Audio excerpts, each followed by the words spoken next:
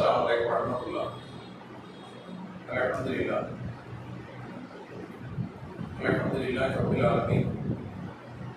Wassalatu wassalamu ala rasulil amin. Nabiyina Muhammad wa ala alihi wa sahbihi ajma'in.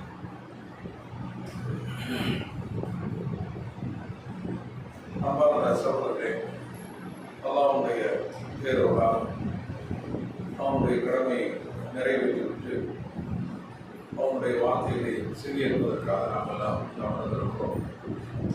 இல்லாமல் அல்லாஹ் ஜல்லஷானஹு தஆலா நம் அனைவருக்கும் அவனுடைய மார்க்கத்தை புரிந்து அதன்படி நடப்பதற்கு அருள் செய்வார்.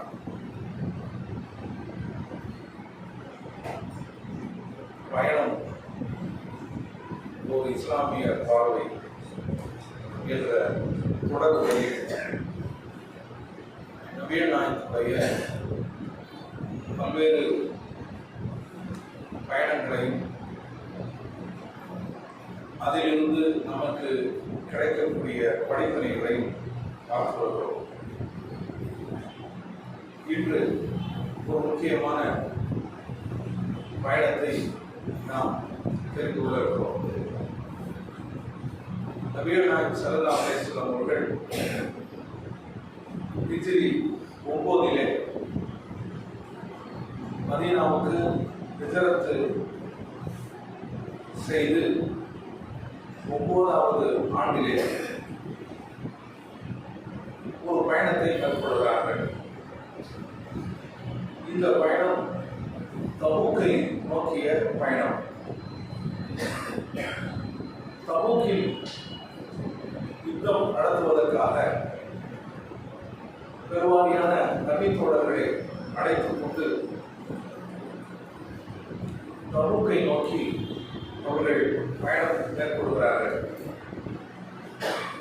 ஸல்லல்லாஹு அலைஹி வஸல்லம் அவர்கள் செய்த பயணங்களிலேயே மிக நீண்ட பயணம் இதுதான். இதனுடைய தொலைதூரம் மிக அதிகமானது. இந்த பயணத்திற்காக அவர்கள் எடுத்துக்கொண்ட கால அளவு 50 நாட்கள். 20 நாட்கள் தபூக்கிலே அவர்கள் தங்கியிருந்தார்கள். மீதி 30 நாட்கள் சென்று வருவதற்கு, போவதற்கும் வருவதற்கும் 30 நாட்கள் பிடித்திருக்கிறார். மிகப்பெரிய ஒரு பயணம், நபிகளுடைய கடைசி பயணமும் ஆகும். இந்த பயணத்திலே கடுமையான கஷ்டம் நிலவியது. கடுமையான வெப்பம் சூழ்ந்த நேரத்தில் இந்த பயணம் மேற்கொள்ளப்பட்டது. மக்கள் கடும் பஞ்சத்தில் கஷ்டத்தில் இருந்தார்கள். இந்த பயணத்தை மேற்கொண்ட சஹாபாக்களிடத்திலே வாகன குறைப்பு இருந்தது, வாகன பற்றாக்குறை. எந்த அளவுக்கு என்று சொன்னால், ஒரு வாகனத்துல 20 பேர்கள் பயணிப்பாங்க முறை வைத்து. ஒரு வாகனத்துக்கு 20 பேர் முறை வைத்து பயணிப்பாங்க. கொஞ்சம் தூரம் நீ வரணும், இன்னும் கொஞ்சம் தூரம் வரணும், அவரை இறங்கி இன்னொரு உட்காரணும். இப்படி ஒரு ஒட்டகத்துக்கு 20 பேர் அப்படிங்கிற கணக்கில் பயணம் மேற்கொண்டாங்க. அந்த அளவுக்கு வாகன வசதி குறைவாக இருந்த ஒரு பயணம். எந்த அளவுக்கு என்று சொன்னால், வழியில இடையில அவர்களிடத்தில் எந்த கட்டுச்சாதமும் கிடையாது. இருக்கிற கொஞ்ச சிறிதளவு உணவை தான் அவங்க கொண்டு போயிருந்தாங்க. அப்போ வழிகளில் எல்லாம் அவர்கள் மரத்தினுடைய இலை தலைகளை உண்ணக்கூடிய ஒரு நிலைமை அவர்களுக்கு ஏற்பட்டது. அப்படி உண்டு அவர்களுடைய வாயெல்லாம் புண்ணாகிவிட்டது. இன்னும் சொல்ல போனால், இருக்கிற ஒட்டகத்தை எதையாவது ஒன்று அறுத்து அதில் இருக்கக்கூடிய அந்த தண்ணீர் பையை எடுத்து அதில் இருக்கக்கூடிய தண்ணீரை குடிச்சுடுவோம் என்றெல்லாம் ஒரு நிலைமை அவர்களுக்கு ஏற்பட்டது. ஆனால் அப்படி செய்தார்களா என்பதை பின்னர் நம்ம பார்ப்போம். தண்ணீர் தாகம் அந்த அளவுக்கு இருக்கிறது. அதனால இந்த படைக்கு வறுமை படை என்ற ஒரு பேர்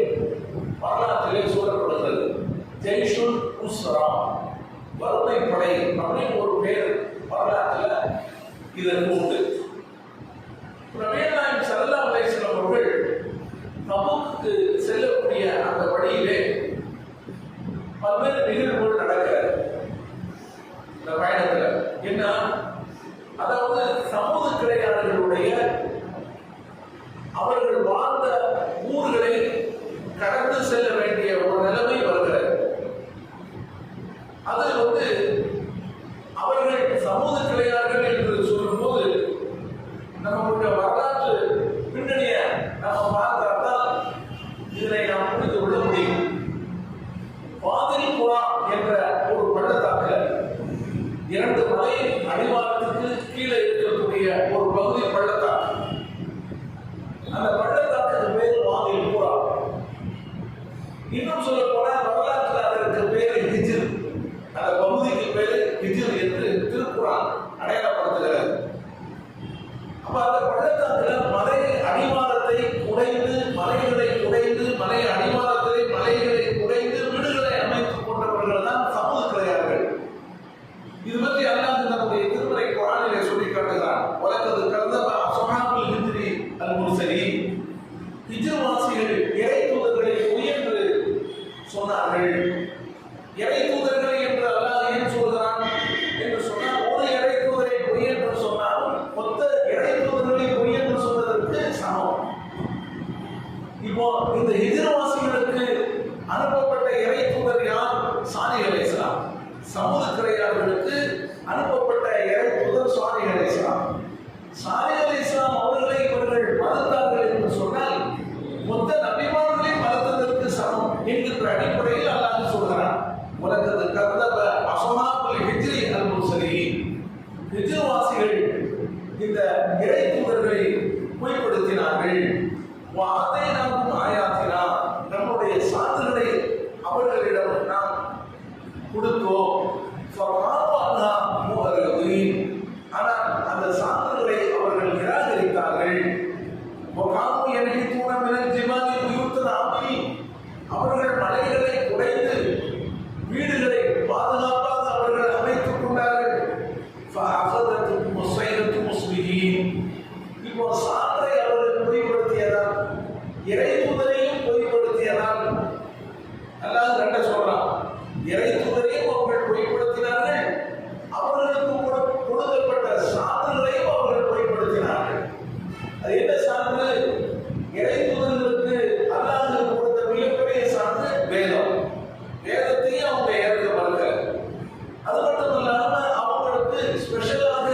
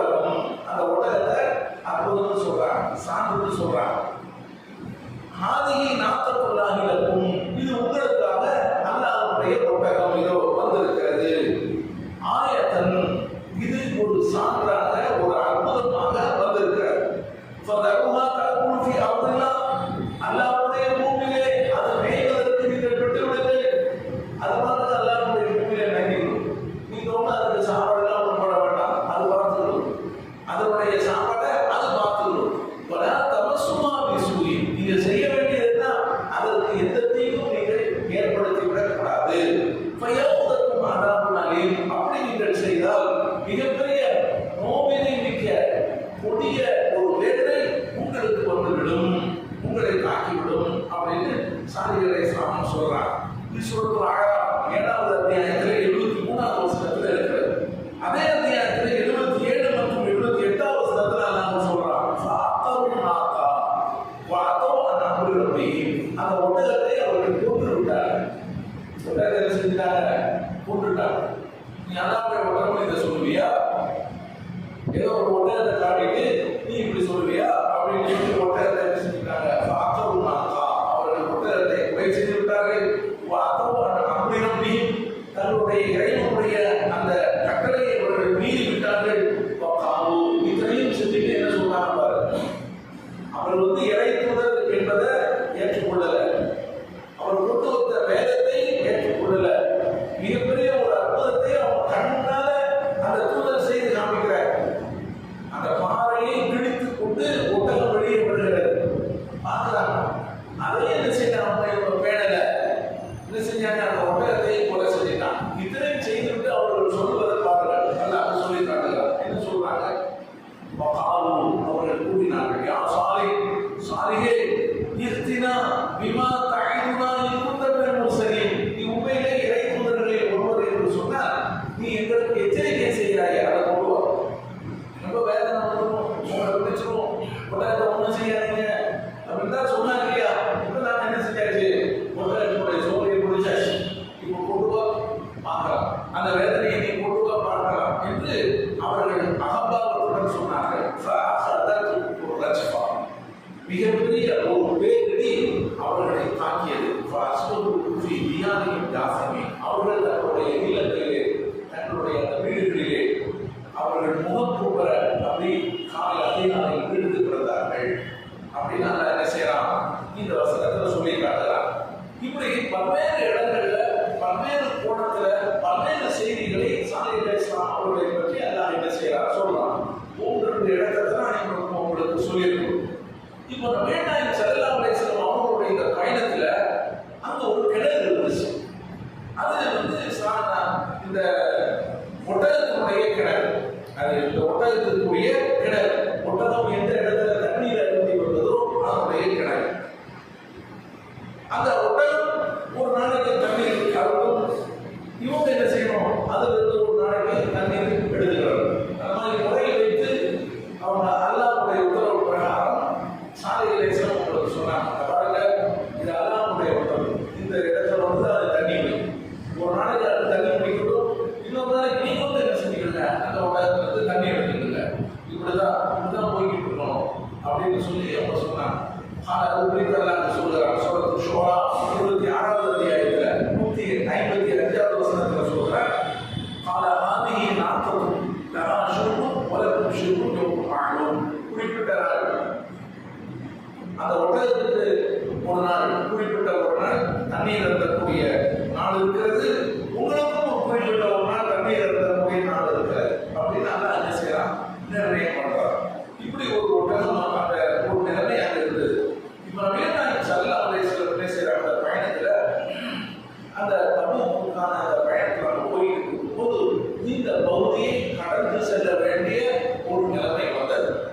ஹிஜ்ர் என்ற இந்த பகுதி எந்த மலை அடிவானத்தில் இந்த சமூக துறையார்கள் பாறைகளை உடைந்து வீடுகளை அமைத்துக் கொண்டார்களோ அந்த பள்ளத்தாக்கை கடந்து செல்ல வேண்டிய ஒரு நிலைமை வந்தது.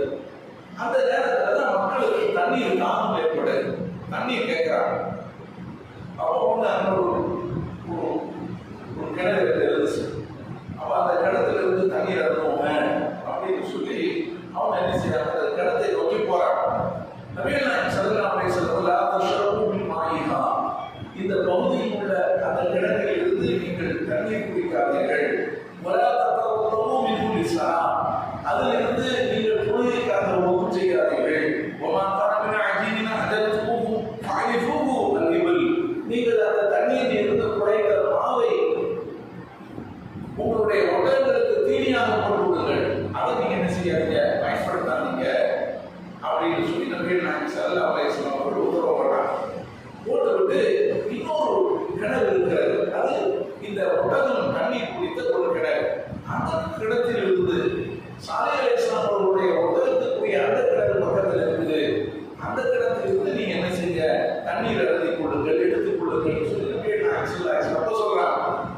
இந்த செய்தி வரலாற்றில் பதிவு செய்யப்பட்டிருக்கிறார்.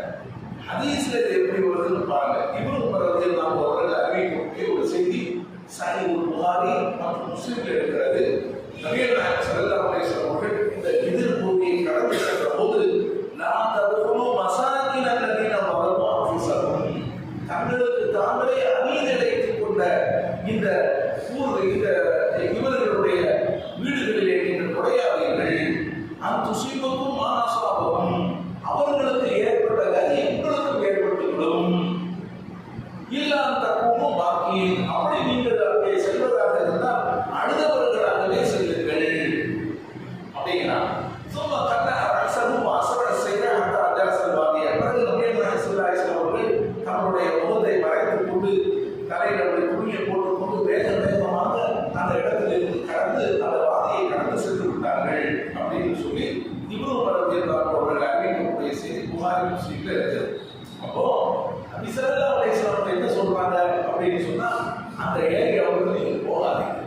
அப்படியே நீங்கள் போகணும் என்று சொன்னால் நீங்க அழுதவர்களாக தான் போகணும் என்று சொல்றாங்க. இன்னொரு அறிவிப்புல எப்படி சொன்னா, உங்களுக்கு அழுகையே வரவில்லை என்று சொன்னா அழுதவாறு என்ன செஞ்சுக்கிடுங்க, நடிச்சுக்கிடுங்க, அப்படி நடிச்சுட்டு போங்க அப்படின்னு சொல்லி நபிகள் நாயகம் ஸல்லல்லாஹு அலைஹி வஸல்லம் சொல்றாங்க.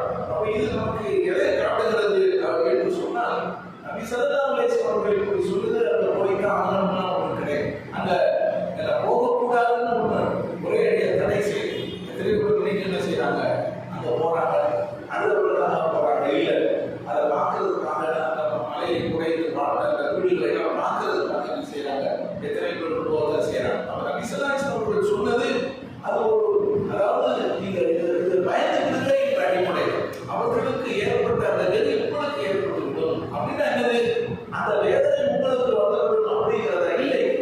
அவர்கள்ட்ட இருந்த அந்த பிடிவாதம், அவர்கள்ட்ட இருந்த அந்த இறை மறுப்பு, அவர்கள்ட்ட இருந்த அந்த சத்தியத்தை புறக்கணித்தல் என்ற அந்த நிலை, அது உங்களுக்கு வந்துவிடக்கூடாது அப்படின்னு நான் பயப்படுறேன், அதை நீங்க பயந்துக்கிறீங்க என்றுதான் நபிகள் நாயகம் ஸல்லல்லாஹு அலைஹி வஸல்லம் அவர்கள் சொன்னார்களே ஒழிய, இதை ஒரே அடியா அங்க எல்லாம் போகாதீங்க என்ற கருத்துல நபி ஸல்லல்லாஹு அலைஹி வஸல்லம் அவர்கள் சொல்லல. வாச அமைப்பு பார்க்கும்போது அப்படிதான் அவர்களுக்கு ஏற்பட்டது உங்களுக்கு ஏற்பட்டு விடக்கூடாது அப்படிங்கிறத பயந்து நீங்க என்ன செய்யாதீங்க, போகாதீங்க அப்படின்னு சொல்லி நபிகள் நாயகம் ஸல்லல்லாஹு அலைஹி வஸல்லம் அவர்கள் சொன்னார்கள். எனவே இந்த பயணத்துல இது ஒரு மிகப்பெரிய ஒரு பாடமாக சகாபாக்களுக்கு அமைந்திருக்கிறது. இப்படிப்பட்ட ஒரு சமூகம் வாழ்ந்திருக்கிறாங்க. அவர்களுடைய நிலைமை என்ன ஆச்சு, ஏன் அவர்கள் இப்படிப்பட்ட ஒரு நிலைமை ஆளானார்கள், அவர்கள் செய்த தீர்வு என்ன, அதெல்லாம் திருக்குறாங்க சகாபாக்களுக்கு சொல்லப்பட்டிருக்க. நாமும் அதை என்ன செய்யணும், அதை அந்த பக்கங்களை சற்று திருப்பி பார்த்து என்ன நடந்தது அப்படிங்கிறத நாம் பார்த்து இது மாதிரியான